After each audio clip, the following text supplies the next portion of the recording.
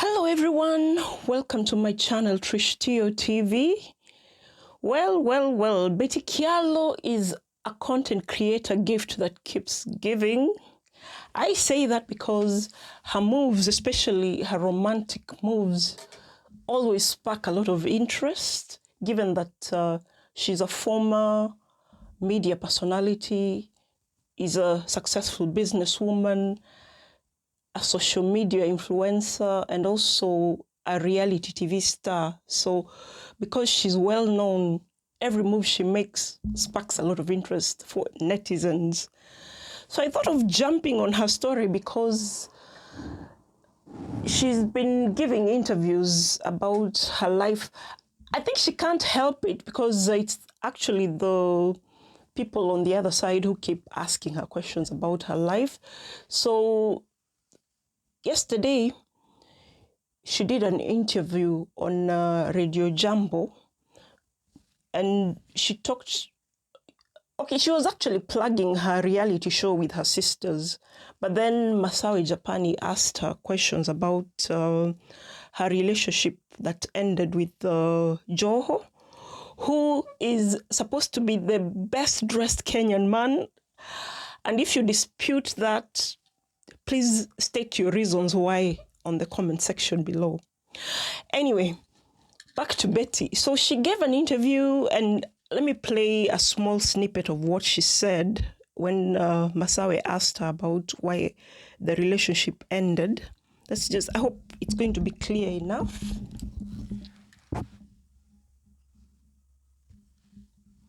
No. If you came back, would you start anything? No, I think I'm happy right now. Okay. I'm happy with whoever I am with. Ulipokunywa gari na aliyekuwa gavana wa Mombasa Hassan Joho. Imagine that story was so fake. Like, no, imagine that story was so fake. That never happened. He was such a nice guy. Friends, like we are. Saying you can't miss a friend. Good friends. Like that story was so fake. Like no, like we're really good, and it was so.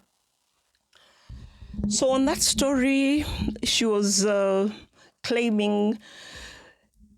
Okay, people were claiming they fell out, and Joho repossessed something from her that he'd given her as a gift. So she was disputing that and claimed they're still friends to this day. So let's move on to a second interview, which she did with Dr. Kingori on his Wicked show. I think that was 2 weeks ago. Kingori was asking her about her short-lived marriage. So let's just listen to what she had to say when responding to Kingori.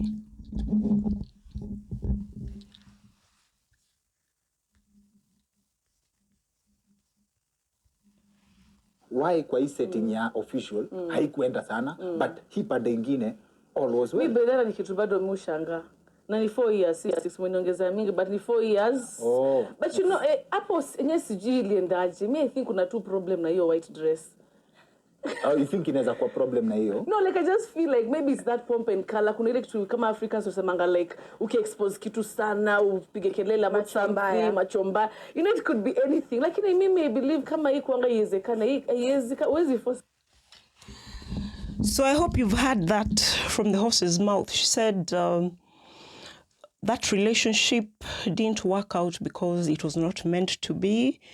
She said she still, up to this day, wonders why her marriage lasted for only 6 months, yet she had dated the man for like 4 years. So going back to 2017, she did an interview with True Love magazine. And on that True Love magazine, I remember she said before she got to marry Dennis Okari in the white wedding ceremony, she had planned a very grand introduction ceremony. It's usually that ceremony, in most African cultures, it's that ceremony where the relatives from both sides get to meet and know each other. There's also the dowry payment discussions during. I'm sure many tribes have their own traditions, but the main thing is usually the two families getting to meet each other and the dowry payment discussions. So they had planned a very grand introduction ceremony.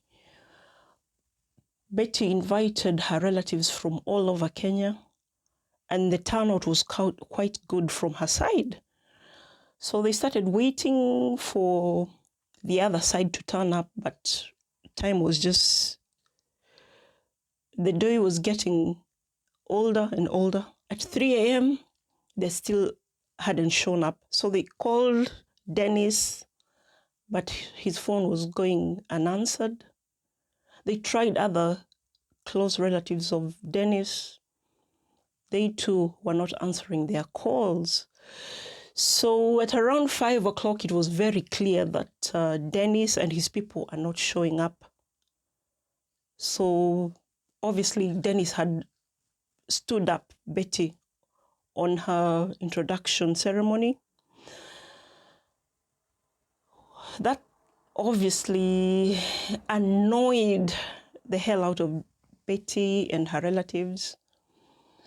And most of her relatives, especially the male relatives, told Betty to totally forget about Dennis because it was very, very disrespectful of him to not show up and not even try to call and cancel.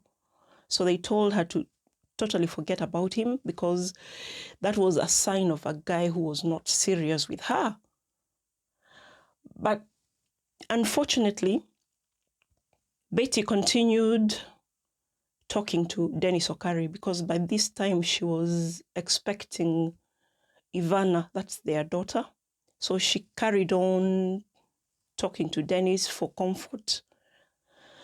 And after giving birth to Ivana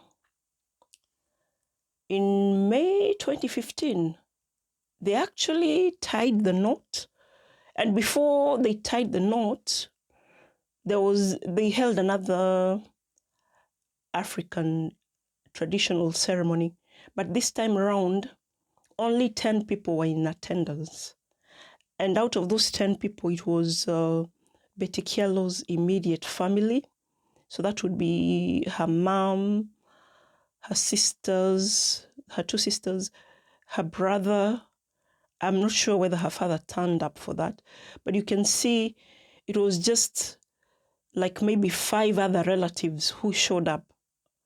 As for Dennis, he is the only one who showed up for that ceremony, which showed that was another red flag, which showed that Dennis' relatives were not into Betty.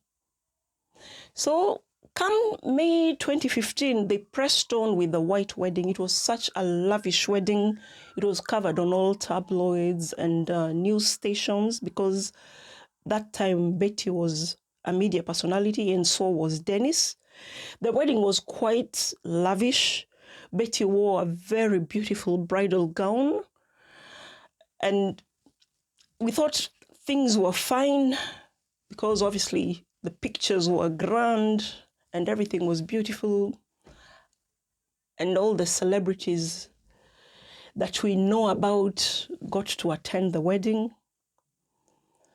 So after 6 months, Betty walked out of the marriage. So she said she wasn't happy in the marriage because Dennis' relatives had not approved of her as an in-law. I think she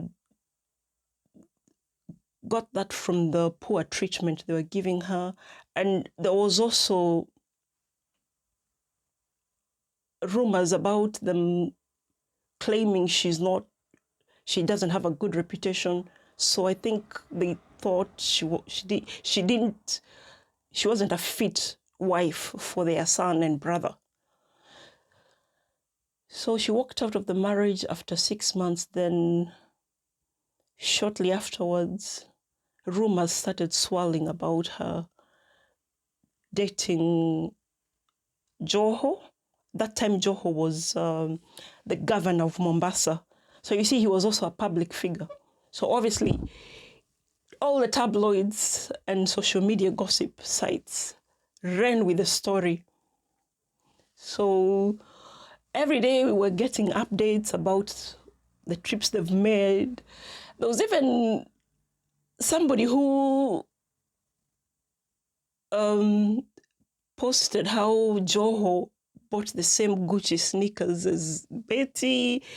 So people were really scrutinizing that relationship. So like I said, they were public figures. So there was a lot of fodder for netizens. But afterwards, they broke up because Joho wanted Betty to quit her media job and stay at home. But Betty had ambitions of opening a business because you can see, like, now she's a boss chick. So obviously that clashed with what Joho was requesting her to do. And the other thing that created tension between them was the fact that Joho is a Muslim and Betty is a Christian. So their religious beliefs kind of clashed. But I don't know how, I don't know whether you should blame religion, because for religion to be a factor, the two of them have to be staunch at whatever they are practicing. So anyway, after Joho, Betty was linked with some Somali Bey. So because people didn't know who this guy is, they just deduced from his physical features that he was a Somali man. After a few months of the internet investigators doing their work, it turned out this Somali Bey that was being referred to was Ali Nur, who was an aspiring politician at that time. But then this Ali Nur, I think after some time, he got interviewed by some radio station. I think it was Radio Jambo again. So Ali Nur was interviewed and asked about his relationship with Betty. But he said flat out he's a family man, he's got 2 kids. So he said he was not in a relationship with Betty. And because his religion allows him to have 4 women or 4 wives, if Betty was one of his women, he wouldn't have kept their relationship hush hush. He would have unveiled her as one of his women. But you see, his religion, from my understanding, allows you to have 4 wives that you've married. According to their religion, it doesn't allow you to just have women willy-nilly. So after he gave that interview, I think Betty got upset because shortly afterwards, they stopped seeing each other. Because after we knew he was the Somali Bey, it seemed like they got comfortable with posting each other on their social media pages. So shortly after he did that interview, we stopped seeing them together. So from that, I think Betty had hopes that she was in an actual relationship with Ali Nur. But Ali Nur obviously had other plans. And like I've said before on previous videos, if a man has not told you that you are in a proper relationship, we women, it doesn't matter what you feel for the guy, you should never assume you're in a relationship, because that's a recipe for a heartbreak. So anyway, that ended like that. Then a few months after, I think there was some photos about, but I don't know how these netizens, and it was actually Edgar who has lost a lot of his Instagram pages because of prying in the celebrity lives. So he claims she dated some Ethiopian man, yet another Somali man, but we didn't know who those guys were. I think they were not public figures, so we didn't really get to know their identities. So after that, she started dating some lawyer called Nick Ndeda. So this Nick Ndeda also had political aspirations like the previous Bey, that is Ali Nur. So this man actually had a wife who he married in a white wedding, because the pictures were plastered on social media. He was married to a lady called Jackie, and they even had 2 kids. So they dated, and the man actually took Betty to his rural home to introduce her to his relatives, yet by that time he hadn't even officially divorced Jackie. So I don't know whether he even planned to divorce Jackie. Turns out the man was using Betty because he wanted to be a politician. So what better way to gain popularity on social media than to date a famous woman who has a huge following of over 3 million followers on Instagram. I don't know how many followers she's got on Twitter and Facebook, but she is a very famous lady. So it seems like Nick borrowed a leaf from Ali Noor's book and dated Betty for the sake of boosting his social profile. So anyway, that ended. And as for now, like you had her tell Masawe on that interview yesterday, she said from now on, after dating Nick, breaking up with Nick, she said she was not going to introduce her men on social media going forward, which I think is a wise move. But then I also hope she has learned about the clues to look out for when trying to have a serious relationship with a man. And we too can learn from her faithful relationships, because if you ask me what I've learned from this, I think it was a very big mistake for her to marry Dennis, because he showed her all the red flags. I don't think he really wanted to marry her. So I think later on he just married her, most likely because she had given birth to her child. So Dennis was not serious. And another thing with Joho is a known player because he's been linked to so many beautiful young women.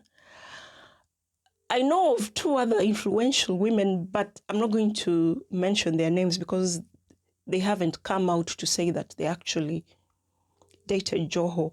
But because of the social media posts linking the 2 of them together, any adult knows that they had something. So these women are beautiful, young, and it seems like Joho operates like Leonardo DiCaprio, because the moment these girls head to upper 20s, he dumps them. Like Leonardo, who always gets hold of young girls in their early 20s, then as soon as they turn 25, he drops them. Anyway, you can say he wants to use their good years, but at least he's considerate. He doesn't stretch the relationship till the woman is 30. At least he leaves that 5-year gap where they still have leverage. You know, that leverage for still being in your good years. So I think Joho operates the same way. So I don't think Joho was actually serious about making Betty one of his wives, because he also practices Islam, which allows him to have 4 wives. As for Nick and Ali Nur, those ones were obviously using Betty for their social status. So it's unfortunate Betty had to endure all that heartbreak, but I hope she's learned about the signs to look out for when getting involved with a guy in a romantic situation or in a serious relationship that she hopes would end as a marriage. So anyway, I don't have more to say on this. Just as usual, comment in the section below your thoughts about this topic. Like this video, share it with as many people as possible. And if you're not subscribed to my channel, please consider doing so to help my channel grow. So I'll see you on the next video, and thank you for stopping by. Bye for now.